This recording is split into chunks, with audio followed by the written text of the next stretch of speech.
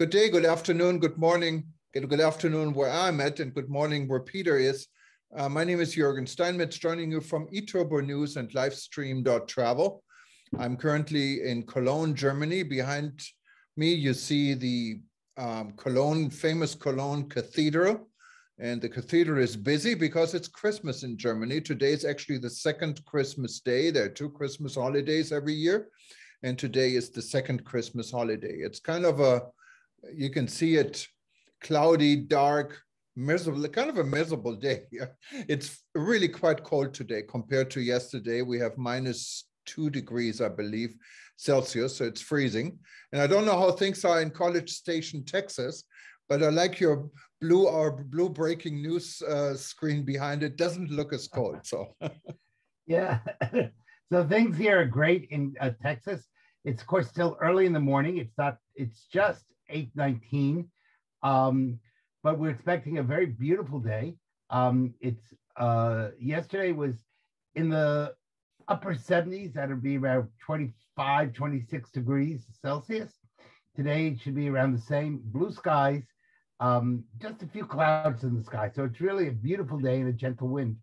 And I see on your television, which is next to you, that's showing pictures of all sorts of people skiing. So I guess we not only see the cathedral in Cologne, but we're also getting to watch your television program at the same time. Well, this is actually a great hotel. I've stayed here. Look, I'm paying full price. I'm not advertising for the hotel, but it is a nice hotel. I'm staying at the Grand Hyatt, or Hyatt Regency better, in Cologne. And as you can see, you walk over this bridge, and it's the bridge where all the intercity trains go between Cologne, the fairground, what is Deutz, to the main train station, and it's right where the cathedral is. So it's a great location, and at night the cathedral is lighted. And you see it from your bed. It's wonderful. A good place to stay. And I have to say, the hotel seems to be quite busy. I see Americans here. I see a lot of people from Holland, from Poland, from Austria, from all over Europe. So it seems like people are traveling despite the COVID outbreak, and similar to it is in the United States. The Omicron is a big concern. Luckily, for some strange reason, Germany seems to be the only country where every day the numbers went down. And they're down again today, I think more than 20% from yesterday. And this is kind of the trend all week. So Germany has not been hit like many other countries, like the United States, like Holland, what is just 50 miles away. We're close to the Dutch border, but it seems to be under control, but everyone is bracing for it to come. So I don't think you can stop it. You can probably delay it, and everyone knows this. And so far, so good. Even though Omicron is a major concern, it hasn't really hit here. But it did hit here.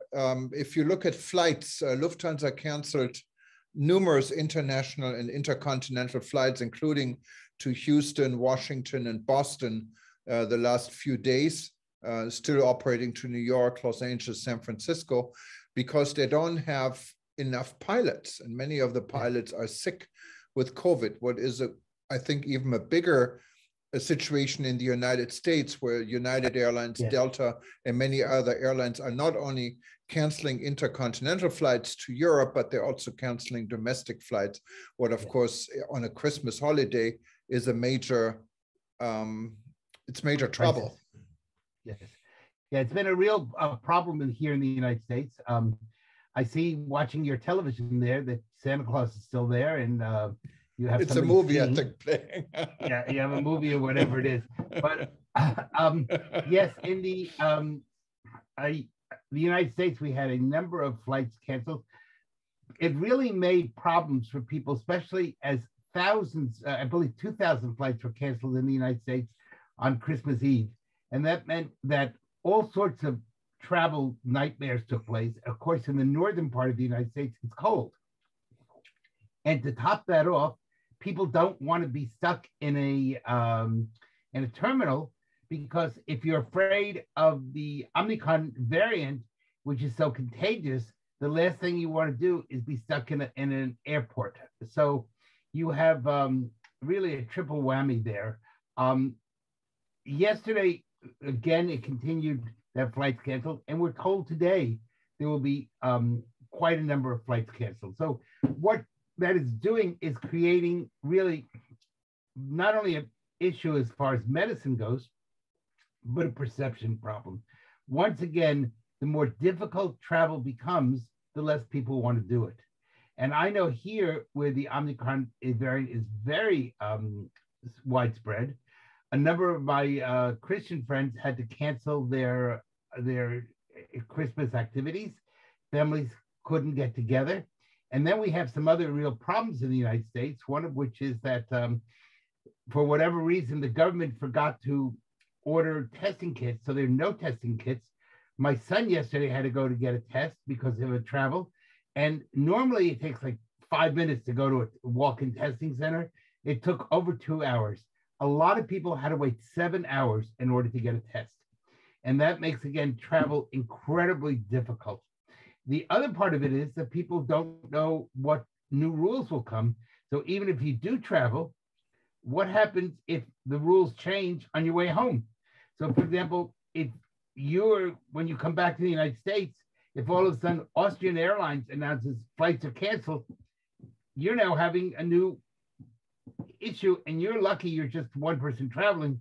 But if you're a family of 4 or 5 with little children, which takes place over Christmas, you have children crying, parents upset, and you don't know where you're going. So that makes it, really challenging, to say the least.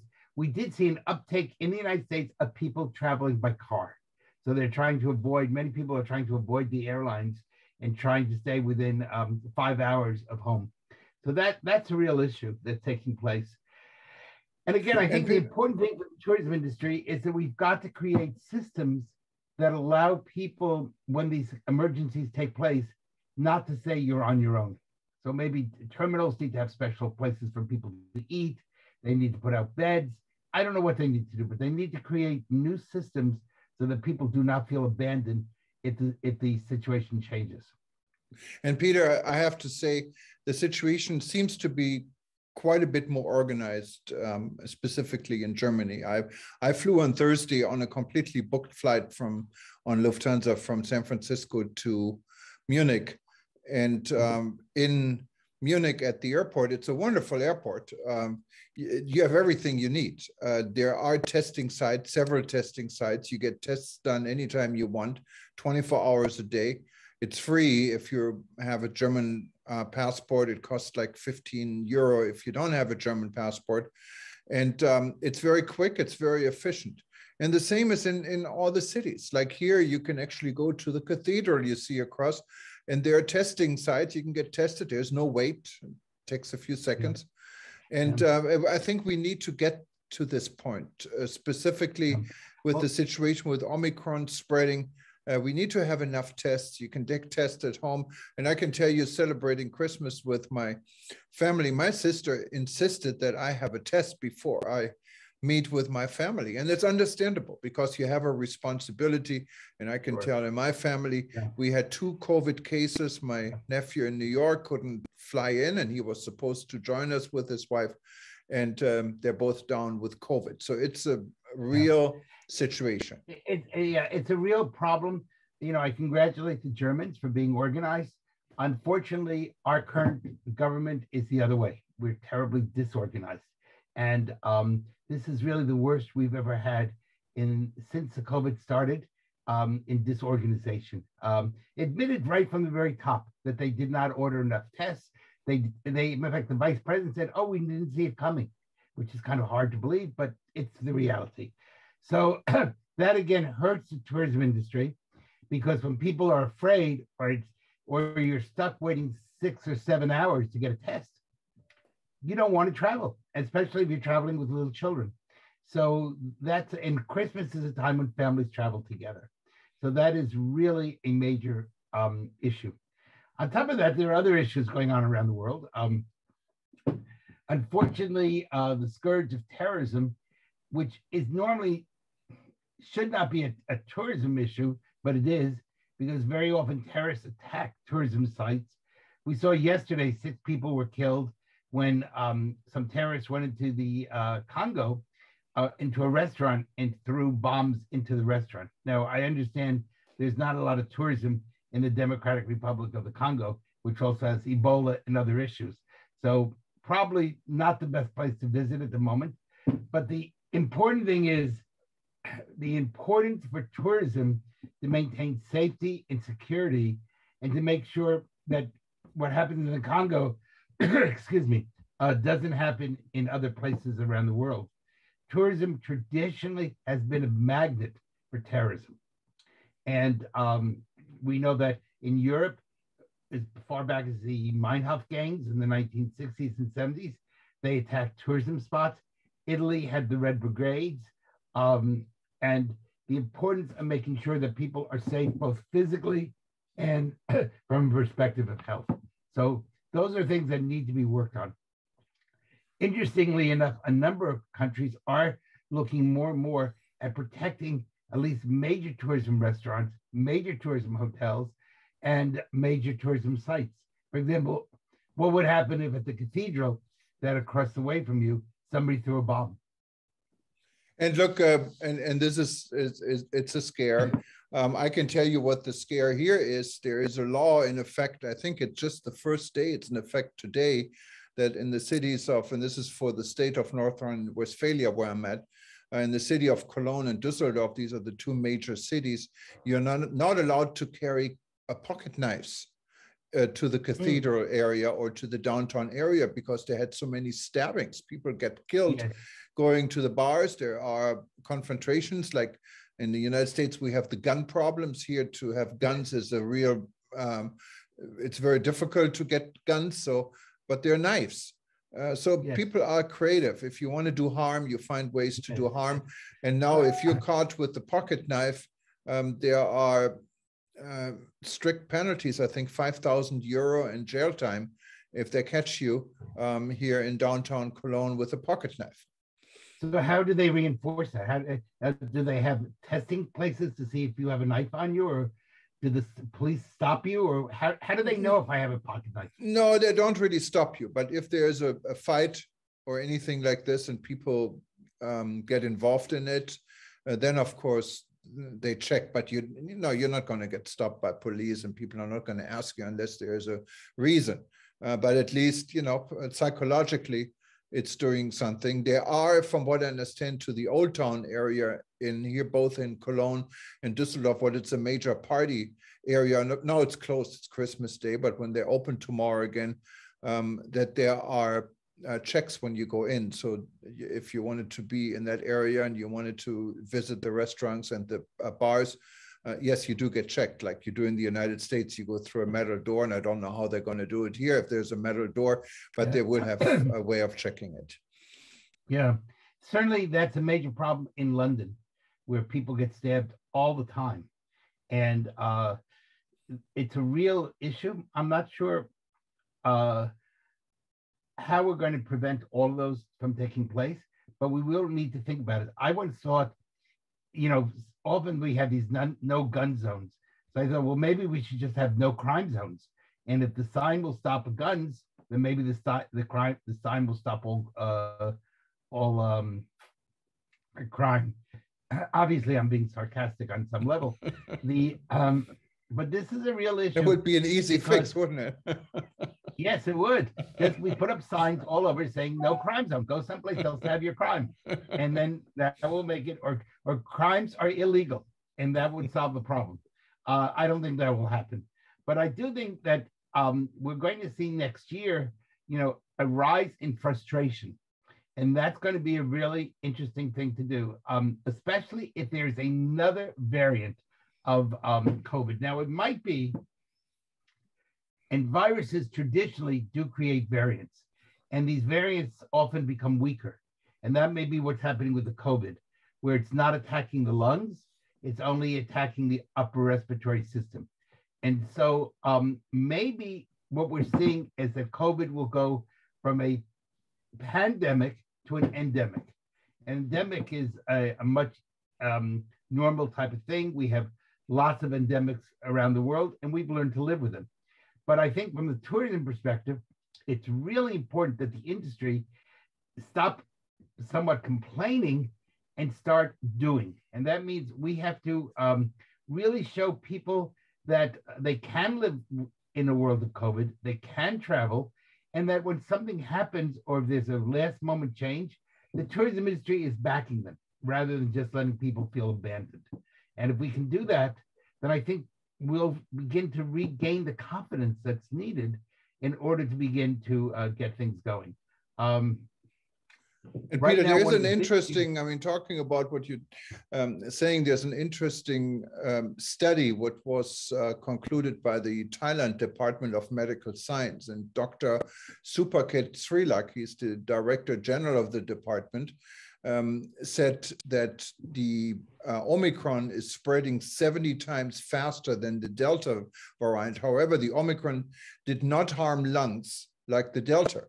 Of the Delta cases, as many 50% were admitted to hospitals in Thailand, while the rate among the Omicron cases in Thailand, admission was only about 20%. At present, Thailand has 16% of all COVID cases are Omicron. So the number is rising because it's so contagious.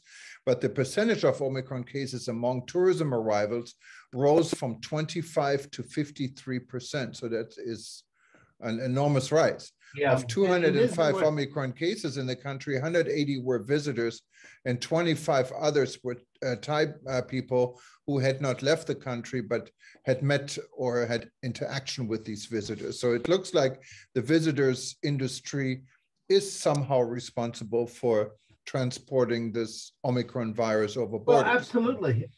The problem is, how do we protect both the local population and the visitor when things change? And they will change. I think one of the things that we're going to see this winter is that you're going to see a rise in the flu.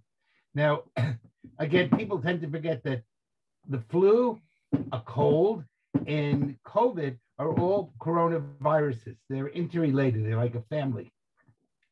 So we're going to, if we have an increase in the flu, will people traveling with the flu infect other people? Now, we test for COVID, we don't test for the flu.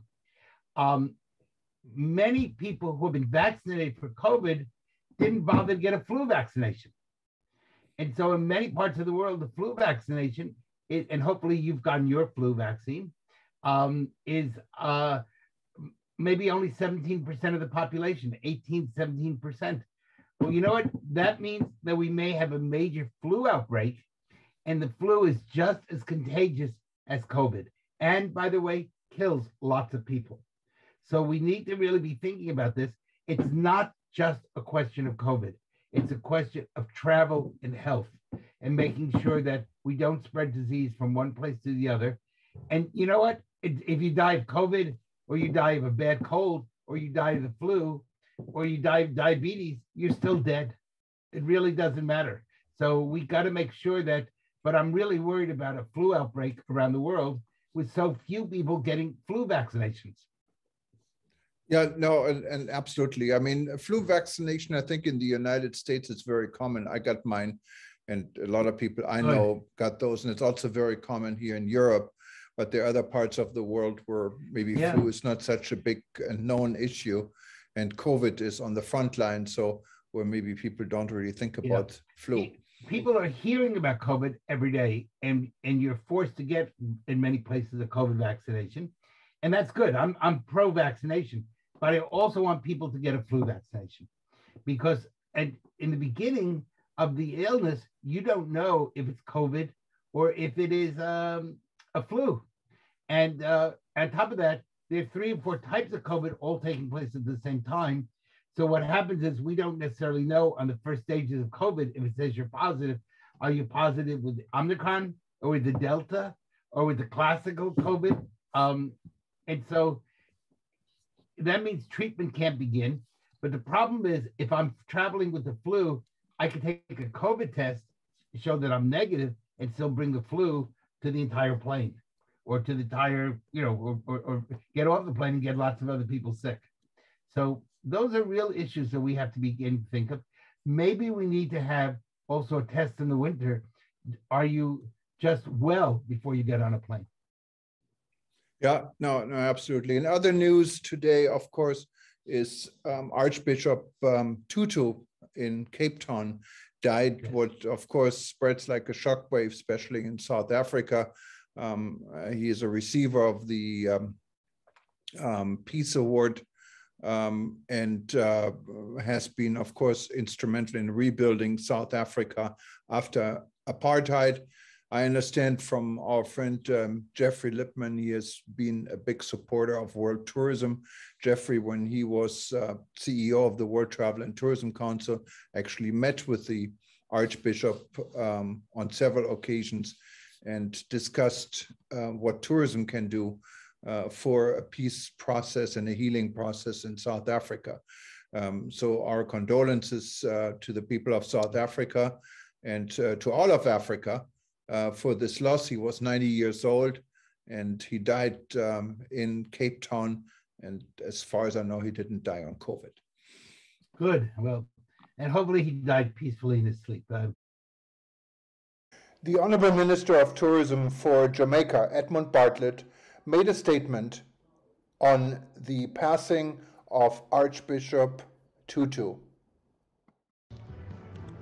The passing of the legendary Bishop Desmond Tutu is the closing of a most instructive and human freedom enabling era in human life. The work of Desmond Tutu, along with the freedom fighters of South Africa, made the statement of African liberation a strong and powerful one. But it also was a period when the world converged on Africa in a very positive way. And even little Jamaica played its part, not only in terms of the rhetoric at the UN, but also in terms of his songs and his music and his culture, and how that interaction of the diaspora reversed to enable Jamaica to participate in that freedom struggle, not with bullets or guns, but rather with words and songs and strong admonitions. But also the role that our own Edward Seaga played in driving the discussions to attack the Rand being the instrument and symbol of the greatest level of oppression in South Africa. Defeating the Rand enabled Desmond Tutu and the other leaders, Nelson Mandela and the great ones, to enable the final crumbling of the most painful and destructive period in Black history. So today we give thanks for the life of Desmond Tutu. And we say to all, there goes the example, there goes the legacy, there goes the standard by which our lives must be measured and judged. Let us do our part to preserve that great legacy by this great man. May his soul rest in peace and light eternal shine on him. Good. Well, and hopefully he died peacefully in his sleep. Unfortunately, everybody dies. We're on a one-way trip from the day you're born. I tell my medical students that everyone is born with a deadly illness, and they go, "What is it?" And I go, "Life." So no matter, nobody asks you if you want to be born, and nobody asks you if you want to die. The real issue is, what do we do in between? And we're all on a personal trip through life. Let's make that voyage, which is what tourism is all about, as valuable and as beautiful as possible, as long as we're on the planet Earth. So I think that, the Archbishop's death is a reminder to all of us that we need to make each day count.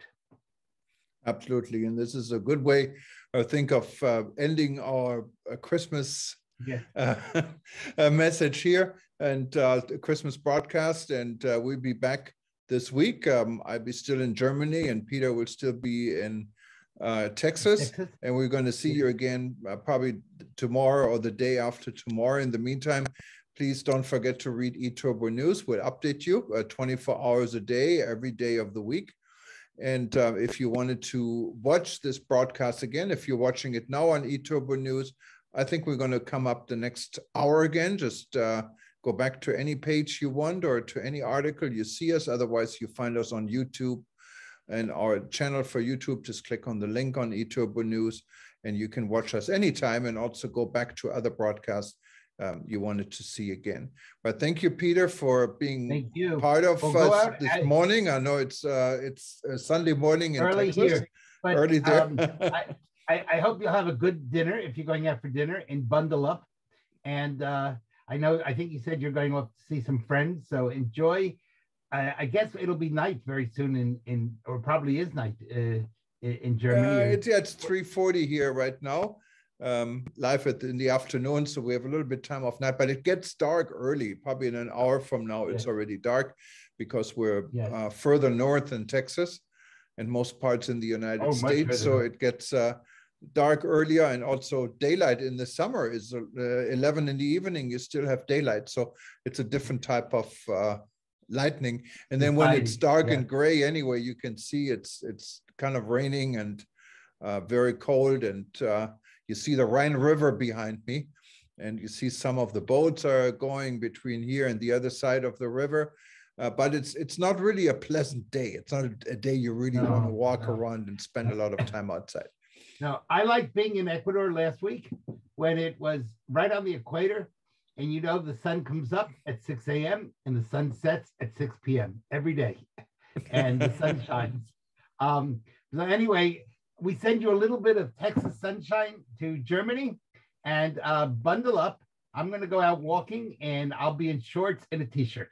So take care. Bye-bye. Well, I'm probably we have a nice pool in here and it's warm there. There's a sauna. So maybe I'm going to take advantage of that before we go. If I get a spot, because now you cannot just go down there. You have to reserve a space because of social distancing, I guess. So anyways. So you have social distance in the pool?